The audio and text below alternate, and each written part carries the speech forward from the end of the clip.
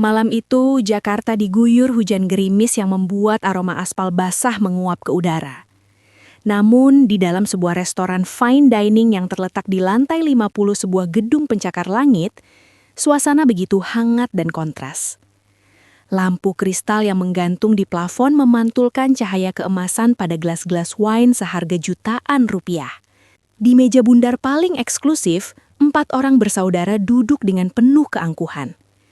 Ada Denny, sang kontraktor yang baru saja memenangkan tender triliunan rupiah, Lisa, sosialita yang baru saja pulang operasi plastik dari Korea, Dian, manajer bank yang dingin, dan Reno, dokter spesialis yang namanya diagung-agungkan di rumah sakit ternama. Mereka tertawa lebar, membicarakan aset, saham, dan rencana liburan ke Eropa. Tidak ada satupun dari mereka yang menanyakan kabar sang ibu yang tinggal di pinggiran kota yang kumuh. Mas Denny, lihat deh jam tangan baruku. Ini edisi terbatas, cuma ada 3 di Indonesia. Ucap Lisa sambil memutar-mutar pergelangan tangannya di depan kakak tertuanya. Denny melirik sekilas lalu tertawa remeh. Cuma jam tangan, Lis? Bulan depan aku mau beli tanah di Bali. Rencananya mau bikin resort khusus kalangan elit. Reno menimpali sambil memotong stik daging wagyu dengan anggun. Jangan lupa kesehatan kalian. Kalau sakit, datang ke rumah sakitku. Tapi ya gitu, biayanya mahal kalau mau penanganan VVIP. Halah, soal uang mah gampang, Ren, sahut Dian dengan nada angkuh. Yang penting gengsi kita tetap terjaga. Jangan sampai ada yang tahu kalau kita dulu cuma anak penjual gorengan. Mereka semua tertawa serempak, menganggap masa lalu mereka yang miskin adalah aib yang harus dikubur dalam-dalam. Namun, tawa itu mendadak sunyi saat pintu lift terbuka. Seorang pelayan restoran tampak kebingungan menghalangi 2 orang yang ingin masuk. Di sana, berdirilah Ibu Aminah, seorang wanita tua yang punggungnya sudah membungkuk dimakan usia. Bajunya adalah kebaya lusuh yang warnanya sudah memudar menjadi abu-abu. Di sampingnya, Arif, sang bungsu yang hanya seorang buruh lepas, memegang erat lengan ibunya. Ibu Aminah membawa sebuah bungkusan koran yang ia dekap erat di dadanya, seolah itu adalah harta paling berharga di dunia. Maaf Pak, Bu, tempat ini hanya untuk yang sudah melakukan reservasi, ucap pelayan dengan nada merendahkan. Maaf Mas, kami kesini mau ketemu kakak-kakak saya, itu mereka, di meja tengah. Lisa yang melihat sosok ibunya dari kejauhan langsung tersedak. Wajahnya pucat pasi karena malu dilihat oleh rekan-rekan sosialitanya di meja sebelah. Mas Denny, ngapain si Arif bawa ibu ke sini? Lihat tuh, semua orang ngeliatin kita. Denny berdiri, wajahnya merah padam karena amarah. Ia menghampiri Ibu Aminah dengan langkah kasar. Ibu, Arif, apa-apaan kalian ini? Siapa yang suruh datang ke sini? Ibu Aminah tersenyum tulus. Air matanya sedikit menggenang karena bahagia melihat anak tertuanya. Denny, Ibu kangen nak. Tadi Ibu dengar dari tetangga kalau kalian lagi kumpul. Ibu masak nasi kuning buat kalian. Ini masih anget. Ibu masak pakai tungku kayu biar rasanya kayak dulu. Denny melihat bungkusan koran itu dengan jijik. Nasi kuning? Ibu pikir kita ini orang susah. Di sini makanan koki internasional, Bu. Nasi kuning ibu itu nggak layak ada di sini. Dian ikut berdiri dan menghampiri. Dengan kasar ia mengambil bungkusan nasi itu dari tangan Ibu Aminah. Ibu tahu nggak? Bau asap dari baju ibu ini bikin tamu lain terganggu. Dan nasi ini, pelayan, tolong ambil ini dan buang ke tempat sampah di belakang. Jangan Mbak Dian, Ibu masak itu dari jam 3 pagi. Teriak Arif mencoba merebut nasi itu kembali, namun Reno menghalangi jalan Arif dengan tatapan dingin. Arif, sadar diri kamu. Kamu itu sampah. Jangan bikin malu kita di sini. Kamu cuma mau minta uang kan? Berapa? Sebut aja angkanya. Tapi tolong bawa ibu pergi sekarang juga sebelum aku panggil keamanan. Bentak Reno. Kemudian Denny merogoh dompetnya, mengambil beberapa lembar 100 ribuan lalu melemparkannya ke lantai tepat di bawah kaki Ibu Aminah yang hanya memakai sandal jepit swallow yang sudah tipis. Nih, ambil uang ini. Bawa ibu makan di pinggir jalan sana. Jangan pernah injakan kaki di tempat berkelas seperti ini lagi kalau kalian gak mau aku anggap bukan keluarga lagi. Suara Denny menggelegar, membuat seluruh restoran terdiam. Ibu Aminah tidak mengambil uang itu. Ia hanya menatap keempat anaknya bergantian dengan pandangan kosong. Hatinya yang dulu kuat, kini hancur berkeping-keping. Bukan karena ia dihina miskin, tapi karena ia sadar bahwa ia telah melahirkan 4 orang asing yang tak lagi memiliki hati nurani. Tanpa sepatah kata, Ibu Aminah berbalik. Arif merangkul punggung ibunya yang bergetar hebat. Di dalam lift yang turun, Ibu Aminah jatuh terduduk. Ia memegangi dadanya yang terasa seperti dihantam batu besar. Ibu kenapa? Arif panik. Rif, sakit nak, dadaku sakit, bisik Ibu Aminah dengan sisa tenaganya. Lift terbuka di lantai dasar bersamaan dengan petir yang menggelegar. Di tengah hujan lebat, Arif menggendong ibunya yang sudah tak sadarkan diri. Sementara di lantai 50, keempat kakaknya kembali mengangkat gelas wine mereka, merayakan kesuksesan yang mereka bangun di atas air mata wanita yang telah memberikan nyawanya untuk mereka. Hujan badai malam itu seolah menjadi saksi bisu perjuangan Arif. Dengan pakaian basah kuyup dan nafas yang hampir putus, ia menggendong tubuh lemah Ibu Aminah menyusuri lorong rumah sakit umum yang padat. Tak ada ambulans mewah, tak ada pelayanan VVIP. Di sana, di atas brankar besi yang dingin, Ibu Aminah terbaring pucat dengan selang oksigen yang terpasang di hidungnya. Dokter mengatakan bahwa Ibu Aminah mengalami serangan jantung hebat akibat tekanan batin yang luar biasa. Satu-satunya jalan adalah operasi darurat malam itu juga. Namun, ada tembok besar yang menghalangi, biaya deposit sebesar 150 juta rupiah. Arif duduk bersimpuh di lantai rumah sakit yang dingin. Tangannya gemetar saat mencoba menghubungi kakak-kakaknya kembali. Ia berharap setelah kejadian di restoran tadi, nurani mereka sedikit terketuk saat mendengar ibu sedang sekarat. Namun, kenyataan justru lebih pahit dari empedu. Halo Mas Denny, tolong Mas, ibu kritis di rumah sakit Medika. Dokter bilang harus operasi malam ini juga. Butuh deposit 150 juta Mas. Arif nggak punya uang sebanyak itu. Suara Arif pecah oleh tangis. Di seberang telepon terdengar suara musik jazz dan tawa samar. Denny menjawab dengan nada sangat terganggu. Aduh Rif, kamu itu kalau telepon pasti ujung-ujungnya duit. Tadi kan udah aku kasih uang di restoran. Kenapa nggak dipakai buat ke klinik aja? Lagian 150 juta itu nggak sedikit. Aku lagi ada proyek besar. Uangku semua dimuter di saham. Coba kamu telepon Lisa atau Dian. Mereka kan baru aja pamer tas baru.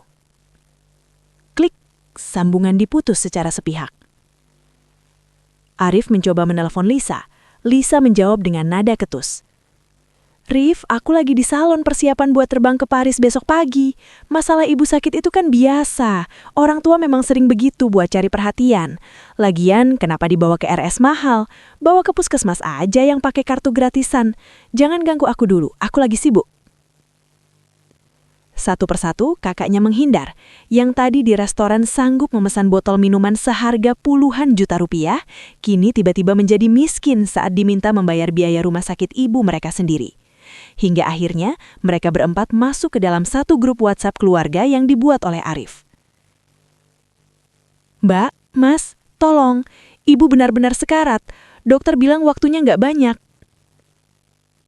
Rif, bukannya ibu dulu punya tanah di kampung? Jual aja tanah itu buat biaya RS. Lagian kan itu hak kita juga sebagai anak kalau nanti ibu nggak ada. Arif mengetik sambil menangis. Mbak Dian jahat. Tanah itu sudah ibu jual diam-diam 5 tahun lalu buat bantu biaya kuliah kedokteran Mas Reno dan modal usaha Mas Denny. Ibu nggak pernah bilang karena nggak mau kalian merasa berutang. Suasana di grup mendadak hening. Fakta itu menghantam mereka. Tapi bukannya merasa bersalah, mereka justru mulai saling lempar tanggung jawab. 2 jam kemudian, keempat kakak sukses itu datang ke rumah sakit. Bukan untuk memeluk Arif atau mencium kening ibu, tapi untuk berdebat di depan ruang ICU.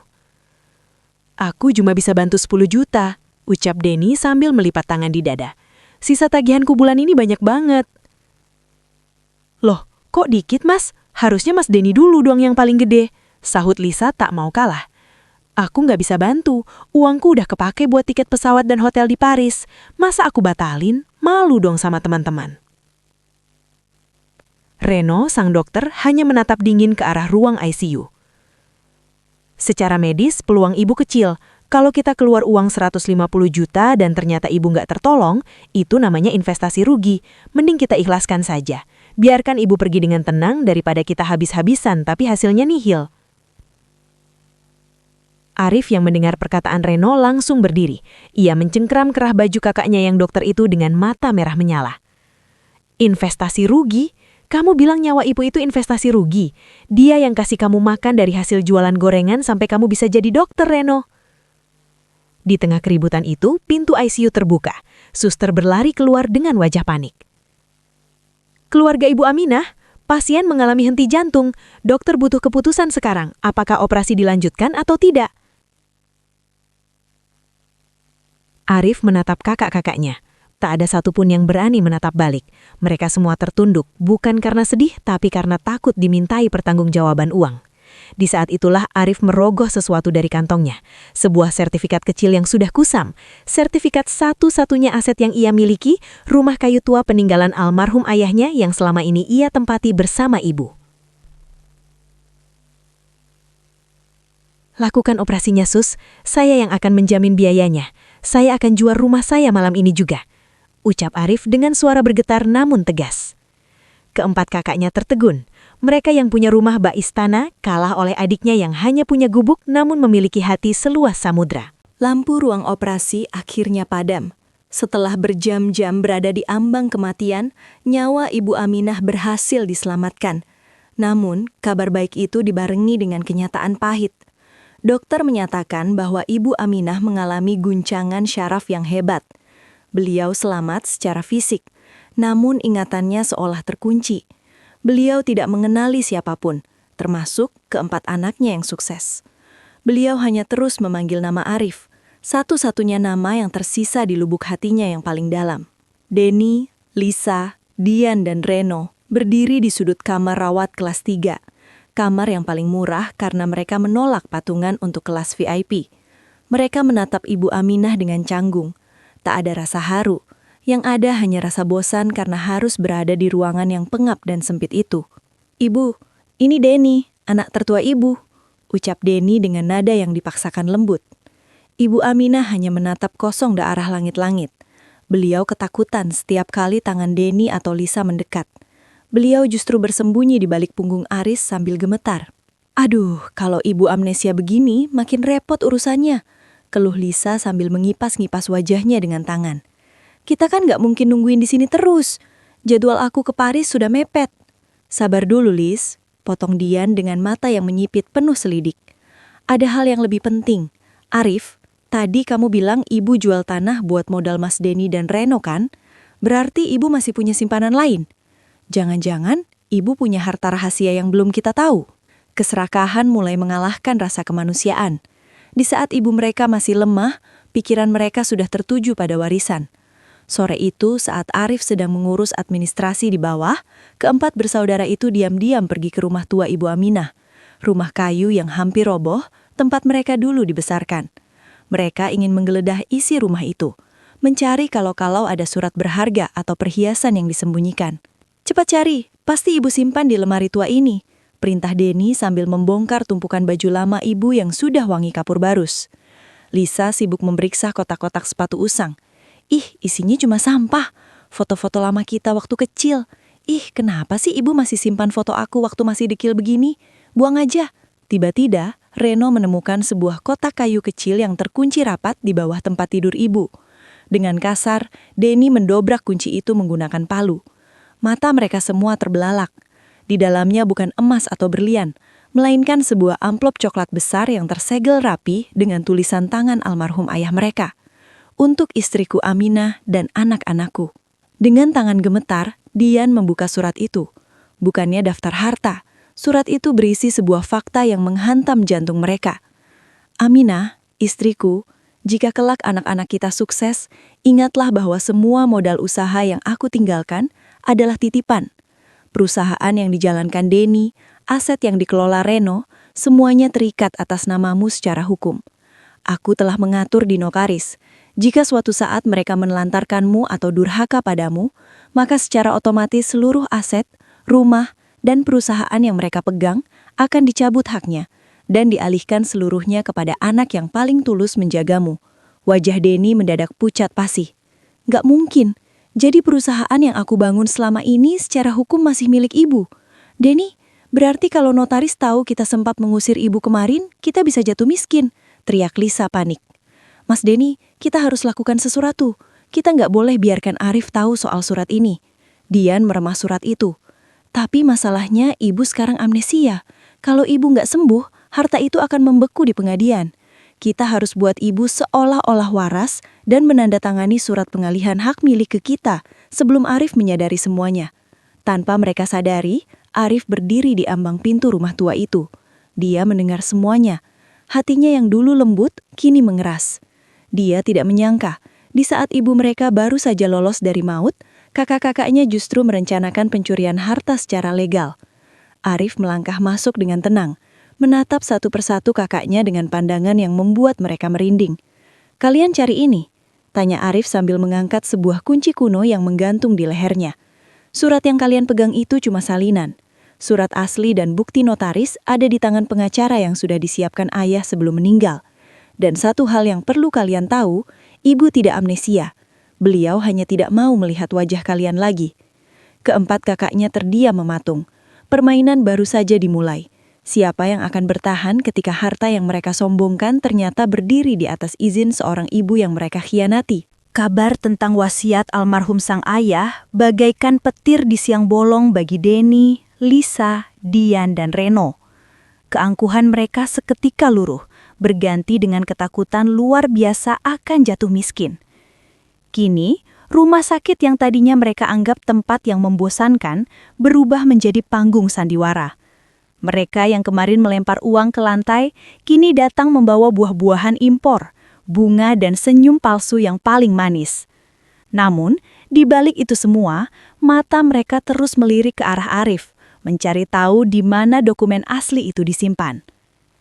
Pagi itu, Ibu Aminah sudah duduk di tempat tidur.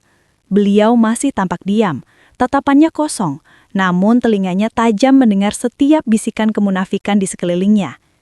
Denny masuk membawa bubur organik paling mahal, sementara Lisa sibuk memijat kaki ibu yang sebenarnya tidak sakit. "Ibu sayang, maafkan Denny ya, kemarin Denny cuma terlalu capek kerja. Ini Denny suapin bubur ya, Bu," ucap Denny dengan suara yang dibuat selembut mungkin. Lisa menimpali sambil memoleskan handkrim ke tangan Ibu Aminah. "Iya, Bu. Lisa juga sudah batalin jadwal ke Paris. Lisa mau jaga ibu di sini sampai sembuh total. Ibu mau apa saja Lisa belikan." Ibu Aminah hanya diam. Beliau melirik ke arah Arif yang sedang menyeduh teh di pojokan. Arif tersenyum tipis, sebuah senyum yang mengandung arti bahwa permainan baru saja dimulai. Di luar ruangan, keempat bersaudara itu berkumpul. Mereka tidak tahu bahwa Arif telah memasang mikrofon kecil di kantong baju Ibu Aminah yang terhubung ke ponselnya. "Kita harus cepat," bisik Dian dengan nada mendesak. "Aku sudah siapkan surat pengalihan aset. Kita cuma butuh cap jempol ibu saat dia tidur atau saat dia lagi linglung. Kalau Arif lengah sedikit saja, kita ambil dokumen asli di rumah tua itu." Reno mengangguk. "Aku bisa kasih obat tidur dosis ringan supaya ibu tidur lelap malam ini. Setelah itu, kita beraksi." Arif mendengar semuanya melalui earphone. Ia tidak marah. Ia justru merasa kasihan melihat kakak-kakaknya yang begitu rendah demi harta. Arif kemudian menelpon seorang wartawan senior yang pernah ia bantu saat kecelakaan dulu, dan juga beberapa kolega bisnis Denny, serta atasan Reno di rumah sakit. "Halo Pak? Ya, malam ini, pesta syukuran kesembuhan ibu saya di rumah tua. Datanglah, saya punya berita besar untuk kalian," ucap Arif tenang. Malam harinya, Arif membawa Ibu Aminah pulang ke rumah tua dengan alasan ibu lebih nyaman di sana. Keempat kakaknya menyetujui dengan semangat, karena mereka pikir di rumah tua itulah dokumen asli disimpan dan mereka bisa beraksi tanpa pengawasan suster rumah sakit. Mereka tiba di rumah tua yang remang-remang. Denny sudah menyiapkan surat di saku jasnya. Reno sudah siap dengan suntikan penenang. Namun, saat mereka masuk ke ruang tamu, betapa terkejutnya mereka melihat ruangan itu sudah terang benderang. "Arif, kok banyak orang di sini?" tanya Denny panik saat melihat beberapa orang berpakaian rapi dan membawa kamera di sudut ruangan. Arif berdiri di samping Ibu Aminah yang kini berdiri tegak, tak lagi tampak linglung. "Oh, ini kolega kalian, Mas. Ada Pak Direktur Rumah Sakit tempat Mas Reno kerja. Ada juga investor utama proyek Mas Denny di Sudirman. Aku mengundang mereka untuk menyaksikan bakti luar biasa kalian malam ini." Wajah Denny dan Reno pucat pasi. Mereka tidak bisa berkutik. Di depan atasan dan investornya, mereka harus tetap berakting menjadi anak yang sangat menyayangi ibunya. "Nah, Mas Denny, Mbak Dian, katanya tadi di rumah sakit mau memberikan kejutan buat ibu.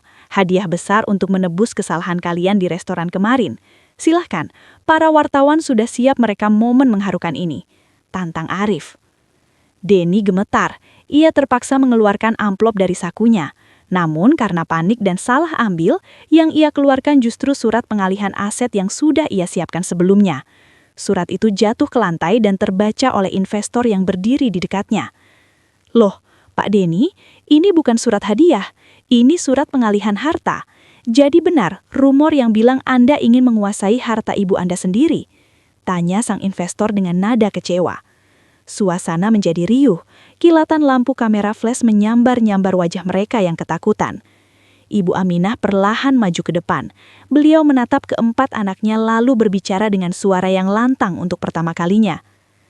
"Anak-anakku, kalian ingin harta ini, silahkan ambil. Tapi mulai detik ini, kalian bukan lagi anak dari seorang wanita bernama Aminah." Ibu Aminah melempar sebuah kotak ke tengah ruangan. Kotak itu terbuka menampakkan ribuan foto mereka sejak bayi hingga sukses, yang kini sengaja disiram minyak tanah oleh Arif. "Arif, nyalakan apinya," perintah Ibu Aminah dingin.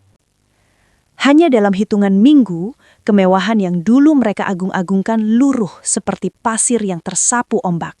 Rumah megah Denny dipasangi garis sita oleh bank. Mobil-mobil mewah Reno ditarik leasing. Dan apartemen Lisa yang penuh barang branded kini kosong melompong. Mereka yang dulu makan di restoran bintang 5, kini harus menghitung uang receh hanya untuk sebungkus mie instan.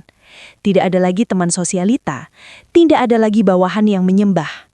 Yang tersisa hanyalah rasa lapar dan malu yang membakar dada.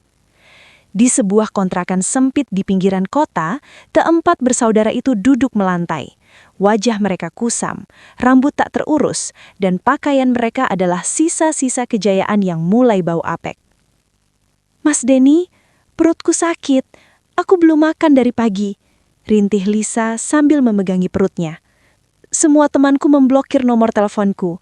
Bahkan suamiku benar-benar menceraikan aku tanpa sepeser pun uang." "Jangan tanya aku," bentak Denny dengan suara serak. "Aku sendiri bingung, besok mau tidur di mana? Kontrakan ini sudah nunggak 2 minggu. Dian, sang manajer bank yang dulu dingin, kini menangis sesegukan. "Harusnya kita nggak usah cari-cari wasiat itu. Harusnya kita pura-pura baik saja sedikit lebih lama. Sekarang kita nggak punya apa-apa." "Sudahlah," potong Reno. "Hanya ada satu jalan. Kita harus kembali ke Ruah Tua. Kita harus minta maaf sama Ibu dan Arif. Biar bagaimanapun, Arif sekarang pegang ratusan miliar.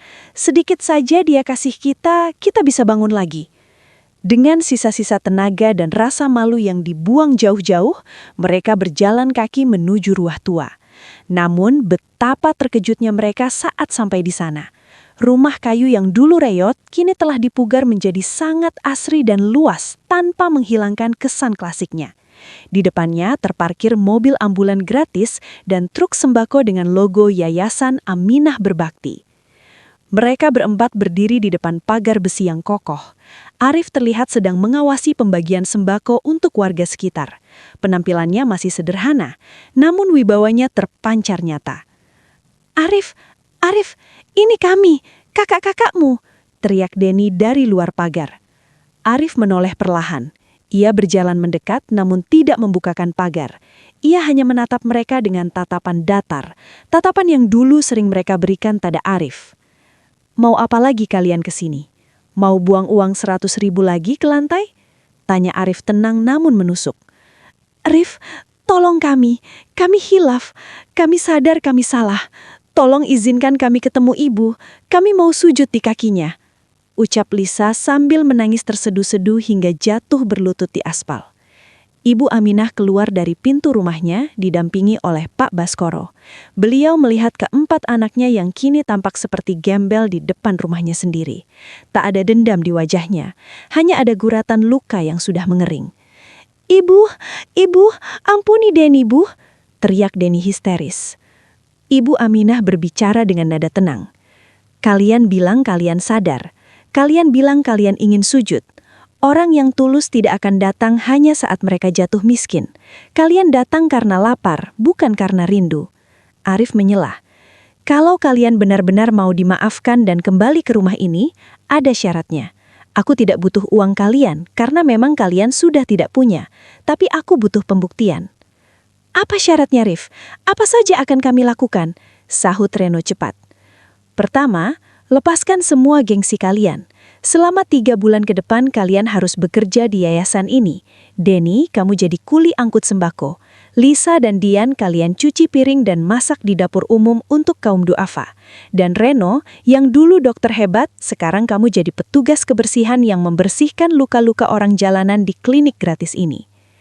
Mereka berempat tertegun. Pekerjaan kasar itu adalah hal yang paling mereka benci selama ini. Dan selama 3 bulan itu, kalian akan tinggal di gudang belakang tanpa HP, tanpa kemewahan dan makan dengan menu yang sama dengan yang kalian kasih ke ibu dulu, sisa sayur dan kerupuk. Jika kalian mengeluh 1 kali saja, pintu gerbang ini akan tertutup selamanya. Hening menyelimuti tempat itu. Keempat orang yang dulu merasa sebagai penguasa dunia itu kini dihadapkan pada pilihan sulit, harga diri atau bertahan hidup. Denny menatap tangan halusnya. Lisa menatap kuku-kuku cantiknya yang sudah patah. Perlahan, Denny menunduk dan melepas sepatu pantofelnya yang sudah rusak. Aku terima, Rif. Aku akan lakukan apapun asal aku bisa dekat dengan ibu lagi. Satu persatu mereka masuk melewati gerbang, bukan sebagai tamu terhormat, melainkan sebagai pekerja kasar di rumah yang seharusnya menjadi milik mereka jika saja mereka punya hati. Dari kejauhan, Ibu Aminah memutar badannya masuk ke rumah. Air matanya menetes, bukan karena benci, tapi karena ia harus menghancurkan anak-anaknya terlebih dahulu agar mereka bisa menjadi manusia kembali. Minggu pertama masa penebusan dosa dimulai. Bagi Denny, Lisa, Dian, dan Reno, setiap detiknya terasa seperti neraka. Matahari yang menyengat dan aroma keringat kini menjadi teman akrab mereka, menggantikan AC dingin dan wangi parfum mahal. Mereka yang dulu memerintah, kini harus tunduk pada instruksi Arif yang tegas. Di bawah atap rumah tua itu, sebuah drama baru dimulai. Bukan tentang perebutan harta, tapi tentang perjuangan melawan ego yang masih tersisa di dalam dada. Di dapur umum, suasana begitu riuh. Lisa dan Dian berdiri di depan tumpukan piring kotor yang menggunung.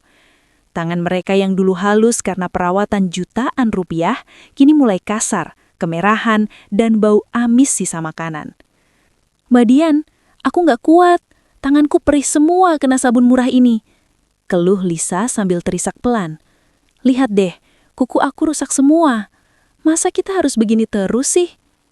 Dian menyeka keringat di dahinya dengan lengan baju yang basah. Diamlah, Lis. Kalau Arif dengar kita mengeluh, kita bakal diusir. Kamu mau tidur di emperan lagi? Cuci saja piring itu, jangan banyak bicara. Tiba-tiba seorang ibu tua dari jalanan datang membawa piring plastik. Mbak, terima kasih ya, masakan hari ini enak sekali. Semoga Mbak berdua diberkati Tuhan. Lisa hanya terdiam. Ia bingung harus menjawab apa. Untuk pertama kalinya, ada orang yang berterima kasih kepadanya, bukan karena ia cantik atau kaya, tapi karena tenaganya. Ada getaran aneh di hatinya, namun egonya masih mencoba menolak. Sementara itu, di halaman depan, Denny sedang memanggul karung beras seberat 50 kilo. Tubuhnya yang dulu tambun kini mulai menyusut. Punggungnya terasa mau patah. Di sisi lain, Reno, sang dokter spesialis, sedang berlutut di lantai klinik gratis membersihkan luka bernanah di kaki seorang kakek tunawisma. Dok, Mas, pelan-pelan ya. Perih banget, ucap si kakek lirih. Reno menghentikan gerakannya. Ia menatap nanah yang mengenai tangannya. Dulu, ia akan merasa jijik dan menyuruh perawat melakukannya. Tapi sekarang, ia tidak punya pilihan.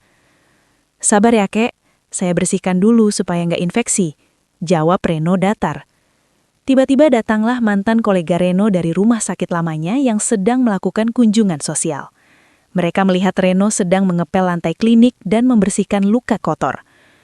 Loh, Reno, kamu beneran jatuh miskin sampai jadi tukang bersih-bersih begini? Tanya mantan rekannya itu sambil tertawa mengejek. Dunia memang adil ya, dokter sombong sekarang jadi pelayan gembel. Reno mengepalkan tangannya kuat-kuat, mukanya merah padam. Ia ingin sekali berteriak dan memukul orang itu. Tapi ia melihat Arif sedang berdiri di pintu sambil memperhatikannya dengan tatapan tajam. Malam harinya di gudang belakang yang pengap, emosi mereka meledak. Denny melempar piring plastiknya ke lantai. Aku nggak tahan lagi. Aku ini kontraktor besar. Kenapa harus jadi kuli panggul? Dan kamu, Reno, kamu diam saja dihina begitu.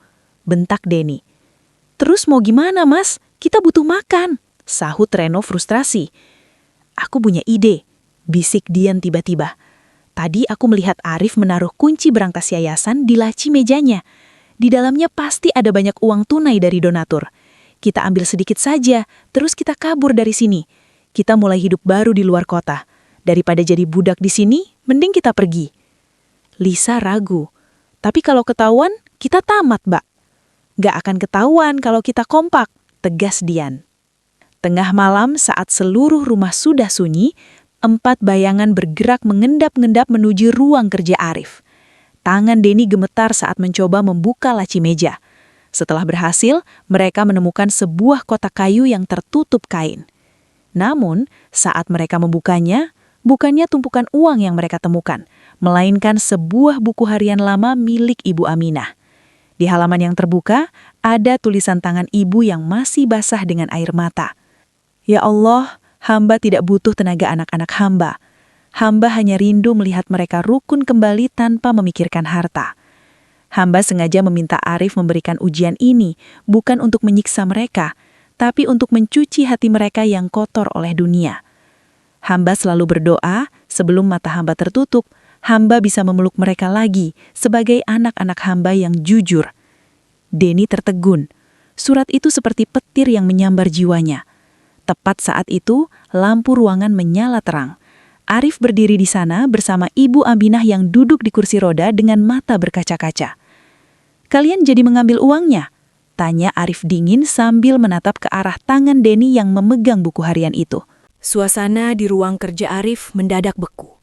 Buku harian Ibu Aminah yang ada di tangan Denny terasa lebih berat daripada karung beras yang ia panggul seharian. Kalimat demi kalimat doa tulus sang ibu menghujam jantung mereka lebih dalam daripada hinaan manapun. Di depan mereka, Ibu Aminah hanya diam dengan air mata yang mengalir tenang. Sementara Arif menatap dengan kekecewaan yang tak bisa lagi dilukiskan dengan kata-kata. Ibu, suara Denny tercekat. Ia jatuh berlutut, menjatuhkan buku harian itu ke lantai. Kami tadi berniat jahat lagi. Kami mau ambil uang ibu dan kabur. Kami benar-benar manusia iblis, Bu. Lisa dan Dian ikut bersimpuh, menangis histeris. Mereka menyadari bahwa selama mereka merasa disiksa dengan pekerjaan kasar, sang ibu justru sedang berpuasa dan berdoa setiap malam agar hati mereka melunak. Ibu tidak punya uang untuk kalian curi, Nak, ucap Ibu Aminah lirih. Harta ibu satu-satunya adalah kalian. Tapi kalau kalian merasa rumah ini adalah penjara, silakan pergi. Ibu tidak akan menahan kalian lagi. Namun, di saat momen pertobatan itu baru saja dimulai, takdir berkata lain. Di luar rumah, 2 orang pria bermotor yang merupakan suruhan dari kompetitor bisnis Denny yang dendam, melemparkan bom molotov ke arah gudang sembako yang berisi minyak goreng dan tabung gas. Boom! Ledakan keras mengguncang rumah tua itu. Dalam hitungan detik, api menyambar langit-langit kayu yang kering. Asap hitam pekat mulai memenuhi ruangan. Kebakaran! Rumah kebakaran! Teriak warga dari luar. Api merambat sangat cepat, menutup jalan keluar utama.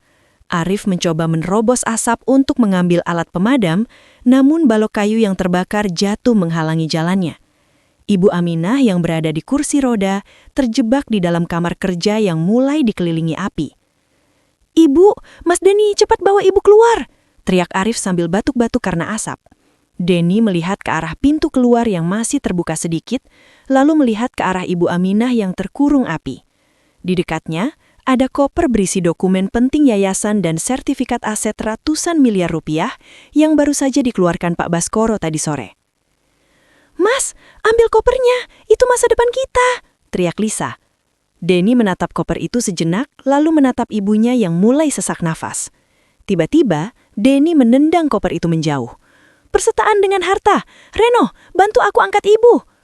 Reno, tanpa rasa takut akan luka bakar, menerjang kobaran api. Ia menggunakan tubuhnya untuk melindungi Ibu Aminah dari jatuhan bara api. Denny dengan kekuatan kuli panggulnya mendobrak jendela kayu yang terkunci rapat. "Lisa, Dian, jangan cuma nangis, bantu Arif buka jalan di depan," bentak Denny. Lisa dan Dian yang biasanya takut kotor, kini menggunakan kain basah dan tangan kosong untuk menyingkirkan puing-puing panas demi membuka jalan bagi kakak-kakaknya yang menggendong ibu. Mereka tidak lagi peduli pada kulit mereka yang melepuh atau baju mereka yang terbakar. Saat mereka hampir mencapai pintu keluar, balok atap utama mulai retak. Denny mendorong Reno dan Ibu Aminah terlebih dahulu. Tepat saat itu, balok besar yang membara jatuh menimpa kaki Denny. "Mas Denny!" teriak mereka serempak. "Bawa ibu pergi, cepat!" teriak Denny kesakitan. Ibu Aminah yang sudah berada di luar berteriak histeris. "Denny, anakku, jangan tinggalkan ibu, nak!" Melihat itu, Arif tidak tinggal diam. Ia menerobos masuk kembali dan dengan sekuat tenaga mengungkit balok panas itu. "Aku nggak akan biarkan satupun dari kita tertinggal di sini. Kita masuk sama-sama, keluar pun harus sama-sama." Dengan kerjasama tim yang belum pernah mereka lakukan seumur hidup, keempat kakak adik itu bahu-membahu menarik Denny keluar tepat sebelum rumah tua itu roboh total rata dengan tanah. Mereka semua terkapar di halaman, bersimbah peluh, jelaga dan darah. Rumah itu habis, harta di dalamnya musnah dilalap api. Tapi di tengah puing yang membara, untuk pertama kalinya setelah belasan tahun, mereka berlima saling berpegangan tangan dalam sebuah pelukan besar. Ibu Aminah membelai wajah anak-anaknya satu persatu. Beliau menangis, bukan karena rumahnya habis, tapi karena ia melihat emas yang sesungguhnya telah kembali. "Alhamdulillah, akhirnya kalian pulang ke pelukan ibu," bisik Ibu Aminah lemah sebelum akhirnya pingsan karena terlalu banyak menghirup asap. Sirine ambulans membelah keheningan malam yang pekat, membawa tubuh-tubuh yang hangus dan lelah menuju rumah sakit. Rumah tua itu kini hanya tinggal puing hitam yang masih mengeluarkan asap tipis. Persis seperti hati anak-anak Ibu Aminah yang kini luluh lantak. Namun, di balik musibah itu, sebuah kenyataan pahit mulai terungkap. Polisi yang melakukan olah TKP menemukan jejak sabotase yang terencana. Ini bukan sekedar kecelakaan. Ini adalah serangan yang ditujukan untuk menghancurkan hidup mereka. Suasana di lorong rumah sakit terasa sangat mencekam. Ibu Aminah, Lisa, Dian, dan Arif duduk dengan tatapan kosong. Namun yang paling hancur adalah Reno. Sebagai seorang dokter, ia kini harus berdiri di posisi yang paling sulit. Melihat kakaknya sendiri, Denny, terbaring di ruang bedah dengan kondisi kaki yang mengalami luka bakar derajat 3. "Ini salahku," bisik Reno sambil menjambak rambutnya sendiri. "Aku dokter, tapi aku nggak bisa berbuat apa-apa di sana tadi. Aku cuma bisa melihat Mas Denny tertimpa balok itu demi melindungiku dan ibu." Dian merangkul pundak Reno. Air matanya tak berhenti mengalir. "Enggak, Ren, kita semua salah. Kalau saja kita nggak membuat musuh di masa lalu karena kesombongan kita, mungkin ini nggak akan terjadi." Tiba-tiba, seorang detektif polisi datang menghampiri Arif. "Mas Arif, kami sudah mengamankan 2 pelaku. Dan dari pengakuan mereka diperintah oleh seseorang bernama Pak Hendra. Anda kenal?" Mendengar nama itu, wajah Denny yang baru saja keluar dari ruang bedah, dalam kondisi setengah sadar, mendadak menegang. Reno yang mendengar nama itu langsung berdiri. "Hendra? Dia rekan bisnis Mas Denny yang 5 tahun lalu jatuh bangkrut karena ditipu oleh Mas Denny dalam proyek pengadaan tanah. Istrinya meninggal karena tidak punya biaya rumah sakit. Persis seperti kondisi kita kemarin." Ibu Aminah menutup wajahnya dengan kedua tangan. "Ya Allah, jadi semua ini karena dendam masa lalu." Pintu ruang pemulihan terbuka sedikit. Denny terlihat sangat lemah. Kakinya dibalut perban tebal. Dokter memberikan kabar pahit. Kaki kanan Denny harus diamputasi karena kerusakan saraf yang terlalu parah. Saat mereka masuk, Denny menangis tanpa suara. "Ibu, maafkan Denny. Hendra benar, Denny pantas menerima ini. Denny dulu menghancurkan hidupnya dan sekarang Tuhan mengambil kaki Denny sebagai gantinya." Ibu Aminah memeluk kepala anak tertuanya itu. "Hush, jangan bicara begitu, Nak.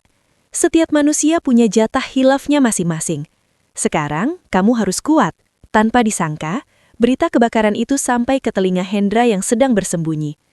Namun, alih-alih puas, Hendra justru datang ke rumah sakit untuk menyerahkan diri setelah mendengar berita bahwa seluruh anak Ibu Aminah bahu-membahu menyelamatkan sang ibu tanpa memedulikan harta. Hendra berdiri di ambang pintu kamar rawat dengan tangan diborgol polisi.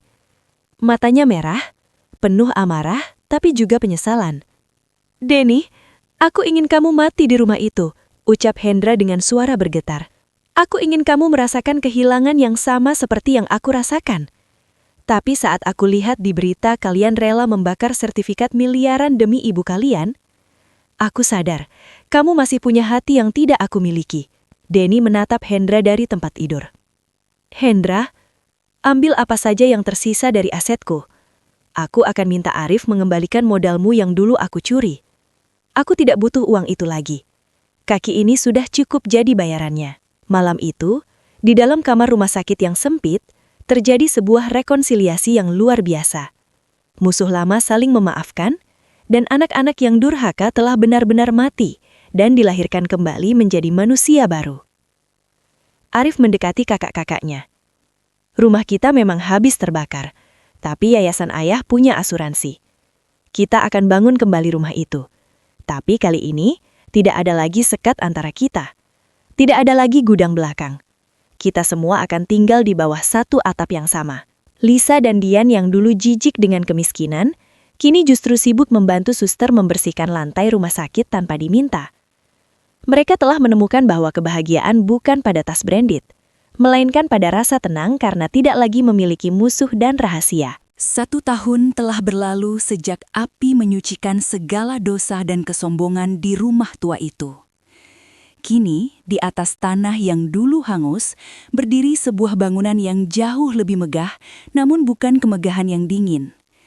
Bangunan itu adalah Pusat Pengabdian Aminah, sebuah kompleks yang terdiri dari panti jompo, klinik gratis, dan sekolah untuk anak-anak tidak mampu. Angin sore berhembus sejuk, membawa aroma melati yang ditanam sendiri oleh tangan-tangan yang dulu pernah menolak untuk menyentuh tanah. Kehidupan keempat kakak Arif telah berubah total. Denny, meskipun kini harus berjalan menggunakan kaki palsu, menjadi kepala operasional yayasan. Ia tak lagi mengejar tender triliunan. Ia lebih bahagia melihat senyum anak-anak yatim saat menerima bantuan. Lisa dan Dian mengelola dapur umum dengan standar kebersihan yang tinggi, memberikan makan ratusan orang setiap hari dengan tulus. Sementara Reno, ia kembali menjadi dokter. Namun kali ini ia adalah dokter kemanusiaan yang lebih banyak menghabiskan waktunya di pelosok desa daripada di ruang VVIP.